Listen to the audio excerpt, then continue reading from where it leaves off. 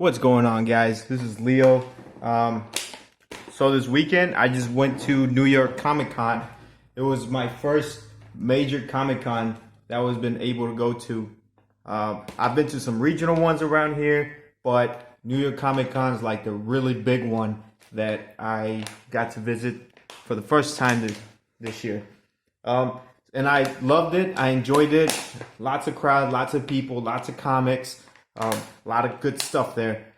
So now I'm excited because now I have set a new goal. I want to go to San Diego Comic Con, and I do believe that I will be returning to New York Comic Con next year. So with that, I want to share with you guys some of the stuff that I picked up on this weekend. On Saturday, I did not go to the Comic Con on Saturday. I went to the Comic Con on Sunday, but Saturday I took advantage and I went out and visited a few of the comics book stores there in Manhattan and just see what I could find. And so I'm gonna go ahead and show you guys what I got. So I'm gonna start off with this Venom. I found this one. Well, this was actually a freebie. It was given to us in the AMC theaters here, the local ones. This was like right before I left to Comic-Con, because I did not want to watch Venom in New York City because I thought, with the crowd there, the Comic-Con crowd, and plus all the tourists, it was going to be super busy, man. And so I went ahead and stopped there and watched the movie. The movie was great.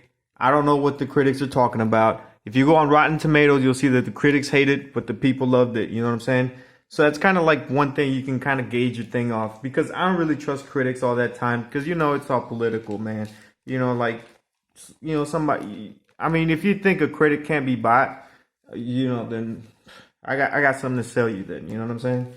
So anyways, the movie was good.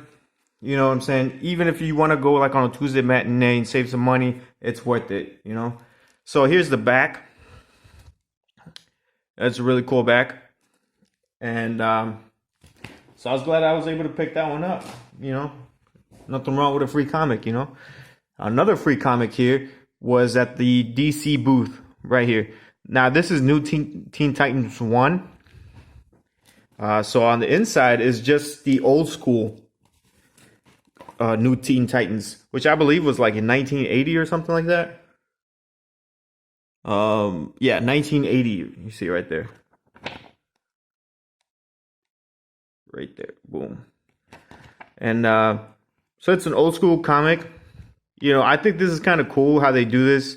These new prints, like Marvel does the True Believers stuff, and it's kind of cool because you can read these older key comics without having to spend a shit ton of money or buy them on for premium. So I was glad I picked that up. So I bought this one at a New York Comic Con. Not Comic Con. Actually, I bought this at a Manhattan local comic book shop. It was, I think it was like Monarch, or was it Monarch or Monac? Well, it wasn't even on my GPS when I was looking for local comic book shops. I just happened to be walking by this one on my way to another one. And it's a nice, small, cozy little, hole in the wall comic shop. But man, it was popping, dude. You go in there, they had like tables and, it was just alive. People were in there playing Magic the Gathering and stuff like that. And, there was conversations about comic books everywhere. It was nice. So I went in there, see what I could find. I found these. I'm trying to collect these because at the time when these were coming out, I wasn't reading comics. I was later on I started picking them up, but I was reading them digital. So I kind of missed out on these. So now I've been trying to collect them back together, but also I don't want to pay too much for them. So I found this one for what I believe was a fair price compared to, what they're going for in other places. I found it at a fair price. It was in good condition.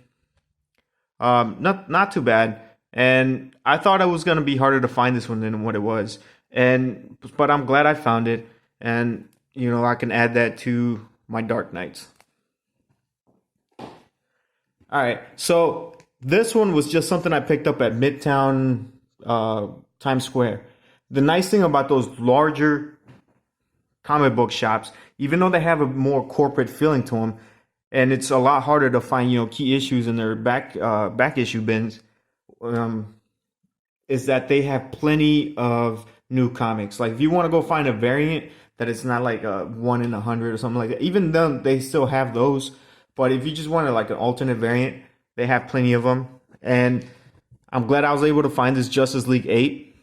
I think this came out last week, or yes, I think it was last or 2 weeks ago, and I missed out on it because my comic book shops, the smaller comic book shops don't order as many variants because they don't want to take that risk. Because you'll see it sometimes, they'll order too much of one and they'll just sit there on the shelf and it ends up in the dollar bin or whatever. So I was happy to find this one. I did pick up the regular Justice League because I like to read my comics, and I was happy I found this. I saw it cover price, picked it up. And I believe this one's like going for a premium online. So this one I found at a booth in Comic-Con. So the rest of the stuff I found at Comic-Con. I found a Devastator. I could not believe that I found this one for $5. This was $5, y'all. I could not believe it, man. That's pretty much that's $1 over cover price, man. So I was happy I found this to add it to my collection. So now I'm only missing the Murder Machine, which was there. They had a few around there, but they were all like in really bad condition. The spine was pretty much busted to hell. So I decided I didn't want to pay for that, super damaged. And they were still asking for too much. If they were asking for like, a buck or two, I would have probably picked it up just to have it. And I'm also missing the Red Death, which is probably going to be the more challenge. I ran into 2 at Comic-Con, but I wasn't ready to pay for what they were asking for. I mean, if I'm going to regret it, we'll see, right? Only with time. But I'm happy to find this one. So the hunt continues for the other 2. Next, I found this one. This one I found at a dealer, and they had the plastic covering without the sealed top. So I didn't pay a lot of money for this. But I picked it up anyways because I do not have it, and this is a key issue. This is the first appearance of Angela, and as you guys can see, it's kind of dirty on top because it wasn't sealed at the top. So it's kind of dirty, but I was happy to pick it up because I didn't pay a lot of money for it. So I'm happy to have it in my collection. Probably in the future, I will probably go ahead and upgrade when I find a better copy. Boom. All right, so this was one of the key issues that I was looking for, and this was the first Justice League New 52, number 31. This is actually the first cover appearance. I believe it's also the full appearance of Jessica Cruz. I was looking for this one. I was also looking for Justice League 30. And I was kind of upset that I wasn't able to find Justice League 30.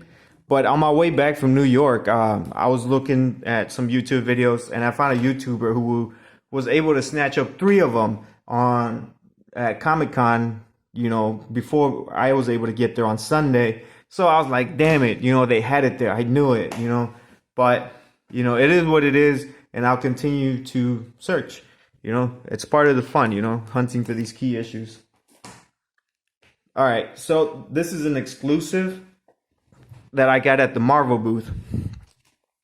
This one here is a Donnie Cates. I believe Mike Deodato is the cover artist.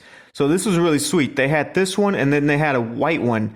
It was all black and white except for the Infinity Gauntlet. The Infinity Gauntlet was still colored, which I thought was super dope. Unfortunately, they were sold out of that one, so I was able to pick up a couple of these, and I was happy that I was still, at least I was grateful to pick up, these, This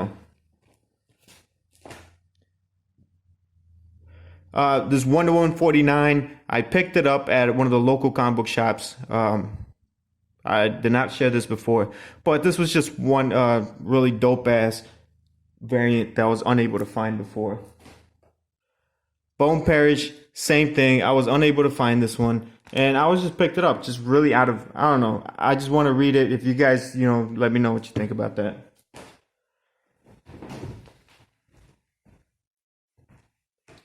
All right. So there was this booth there that was selling things 3 for $10, and so everything by itself was $10. All right. And I was able, but if you snagged 3 items, he let it go for $10. So I couldn't really pass up on it. I had the full run of 1 through 7 of Forever Evil. That's 7 comic book issues. And then I was able to snatch this up for my sister, the Amazing Spider-Man Election Day with Barack Obama, for $10. And I had one more item which I will show you later on because I got that one autographed. All right, and I'll show you guys because I thought it was a good find. So I could not pass up on it, and I'm glad I found it. So for $10 you pretty much pay $3.33 or something like that for each one, which is great. So this is Stranger Things #1. This is the Midtown Comics exclusive by Matina. Matina was there Sunday at the Grand Central Midtown Comics, but by that time I was ready to go, man. Like by that time we were both, it was such a crazy day that we were ready to get going. So I was unable to get this one signed, but still I'm really happy I was able to find this one. They did have plenty of issues. My only thing is that I found kind of strange is that I visited 2 Midtown Comics, one at Times Square and one at Grand Central, and they had different prices. Like the other one was only $2 more, but it is what it is.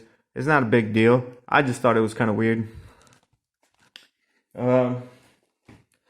So this is also a Comic-Con exclusive. I picked up at a booth at Comic-Con.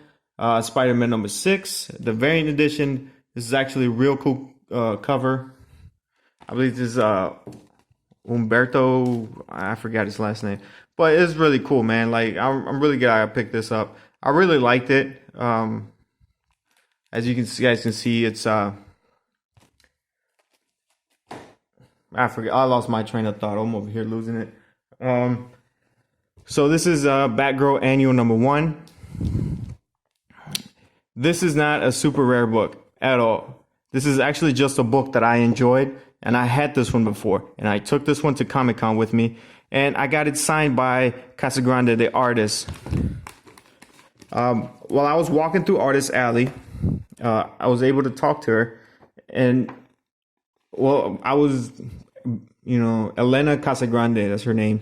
And she was really nice, man. Like she was in the middle of a sketch, and I kind of just, asked her if she could sign my book. And, she went ahead and, took the time, you know what I mean? Like a lot of artists, they'll just, sign your book, or they'll have somebody else handle their stuff for them or whatever, because they're busy and they have long lines and stuff like that. And, but she actually took the time. She was really nice. She was really cool. I told her, that I really appreciated this annual, because it was more of a detective story, you know what I mean? It gave me the Silence of the Lamb kind of vibe to it.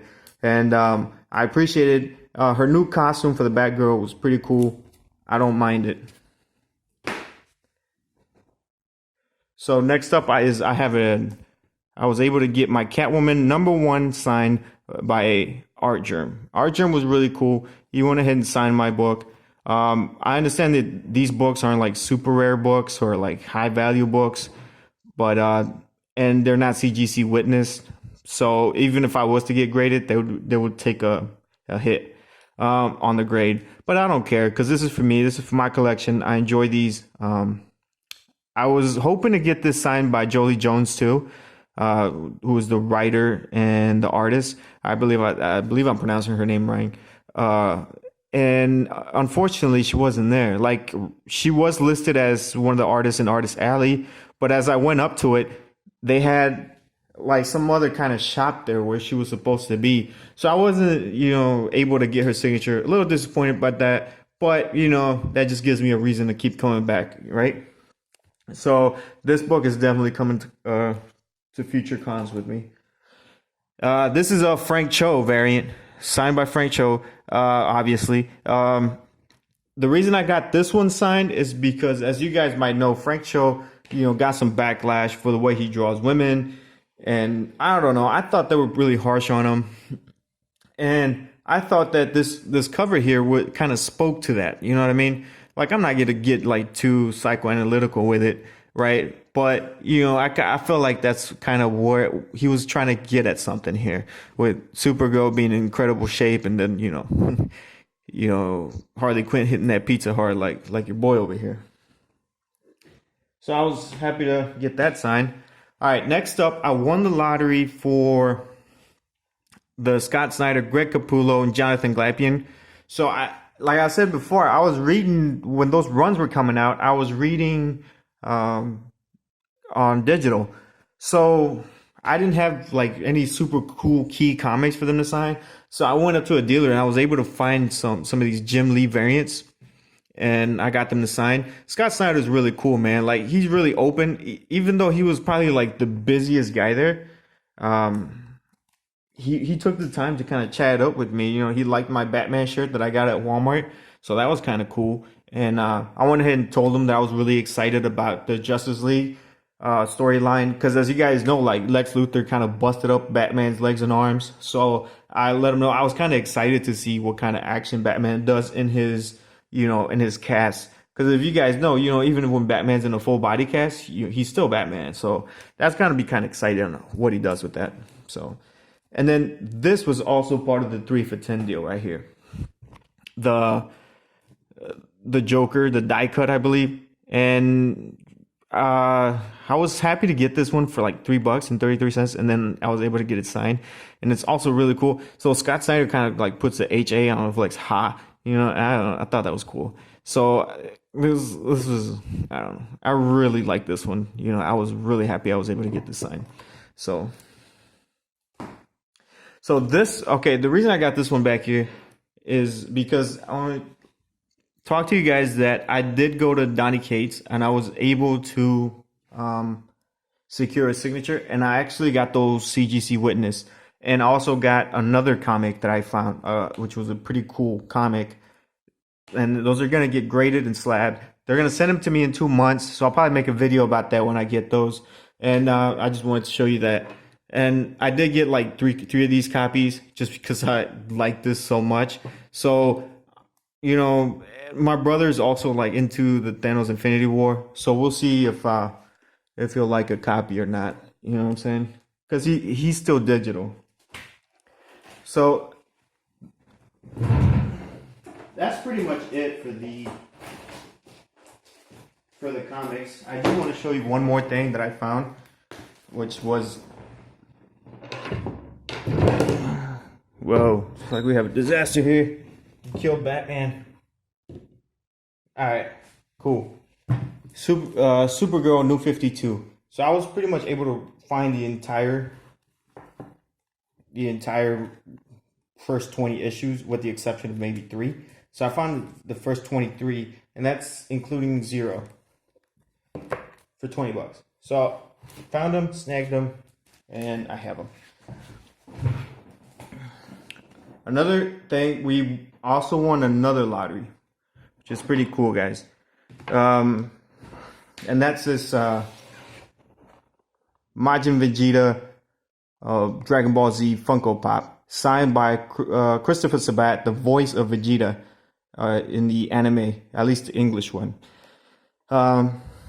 So there was like, this was like really exclusive. People were going crazy about it. The line was, I don't know, people were losing their minds, man. You know what I'm saying?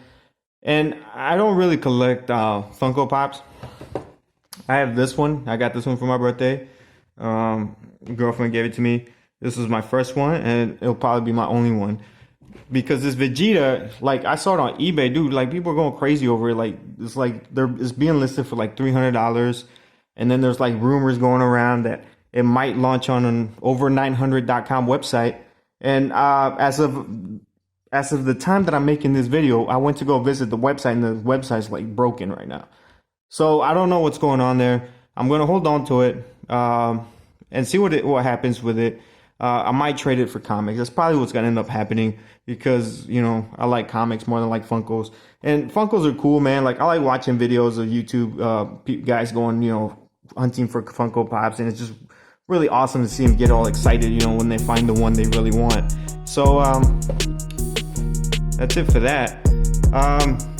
For future videos, I'll probably be doing like a weekly pull list haul, or what I got on my pull list. And, you know, I might do reviews on the individual comics. I'm not sure.